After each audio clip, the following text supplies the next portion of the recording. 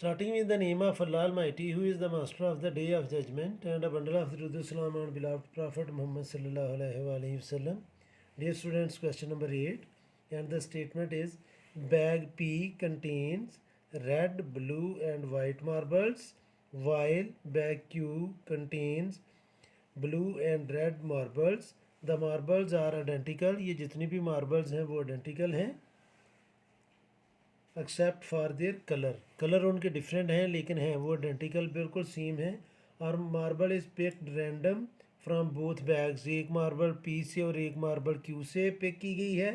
हमने लिस्ट करनी है students possible outcomes of the sample space. तो सैम्पल स्पेस के लिए स्टूडेंट्स हम उसको ऐसे रिप्रेजेंट करेंगे। तो सपोज करते हैं कि हमने एक मार्बल इधर से पिक की, वो रेड है, और दूसरी बैग से पिक की तो वो है स्टूडेंट्स ब्लू। तो एक पॉसिबल आउटकम तो ये है। दूसरी पॉसिबल आउटकम ये है कि रेड इधर से पिक हुई और रेड दूसरी से भी पिक हो गई। तीसरे आउटकम ये है कि ये ब्लू और स्टूडेंट्स फिर ब्लू दूसरे बैग से भी, और इधर से ब्लू और फिर दूसरे बैग से रेड। ये सेकेंड, ये भी पॉसिबिलिटी है। फिर स्टूडेंट्स इस बैग से वाइट और दूसरे बैग से ब्लू, और फिर इस बैग से वाइट और दूसरे बैग से रेड। तो ये स्टूडेंट्स पॉसिबल आउटकम्स हैं जो हो सकते हैं जब हम एक मार्बल इधर से पिक करें और इधर से पिक करें। तो ये स्टूडेंट्स हमने फाइंड कर लिया इसका सैम्पल स्पेस। अब स्टूडेंट्स हमने फाइंड करनी है प्रोबेबिलिटी, और नंबर 1 में जो प्रोबेबिलिटी फाइंड करनी है वो करनी है same colour, probability of same colour. तो सेम कलर के देखें, ये सेम कलर नहीं है, एक ये सेम कलर है और एक ये सेम कलर है।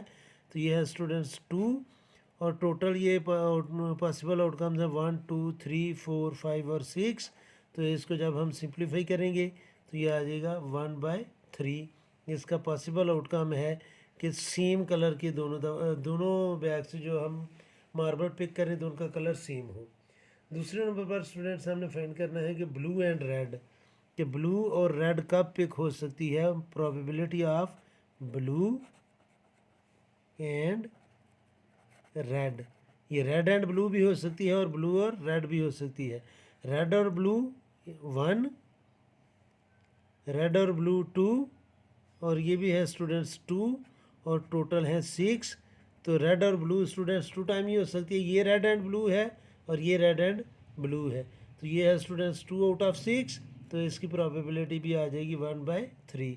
और नंबर 3 पर हमने फाइंड करनी है probability of different colours, probability of different colours. तो स्टूडेंट्स सेम कलर की प्रोबेबिलिटी थी 1/3। तो अगर हम इसको 1 में से माइनस कर लें तो वो डिफरेंट कलर होंगे, क्योंकि जो सेम कलर हैं वो डिफरेंट नहीं होंगे और जो डिफरेंट हैं वो सेम नहीं होंगे। तो 1 में से हम माइनस कर लें जो सेम कलर हैं तो प्रोबेबिलिटी आ जाएगी डिफरेंट कलर की। तो 1 का मतलब होता है स्टूडेंट्स 3/3, क्योंकि 3 को जब हम 3 से डिवाइड करेंगे तो वो 1 नहीं आएगा, तो 1 की जगह हम 3/3 भी लिख सकते हैं। तो ये आ गया स्टूडेंट्स 3/3 माइनस 1/3। और अगर डिनोमिनेटर सेम हो तो न्यूमिनेटर को हम माइनस कर लेंगे, अगर प्लस है तो प्लस कर लेंगे। अब सेंटर में माइनस है तो हम स्टूडेंट्स 3 में से 1 को माइनस करेंगे तो ये आएगा 2, और सेम डिनोमिनेटर को हम नीचे लिख लेंगे। तो ये प्रोबेबिलिटी है डिफरेंट कलर्स की। तो ये था स्टूडेंट्स क्वेश्चन नंबर 8। मुझे उम्मीद है कि आपको इस क्वेश्चन की समझ आई होगी। फिर भी अगर कोई कन्फ्यूजन हुई तो आप कमेंट बॉक्स में ज़रूर कमेंट्स कीजिएगा। कोशिश करूँगा कि जल्द से जल्द आपको रिप्लाई करूँ। और आखिर में हमेशा की तरह अल्लाह से दुआ करूँगा कि आप सब हमेशा खुश रहें और ज़िंदगी के हर मैदान में कामयाब हों। आमीन। अल्लाह हाफिज़।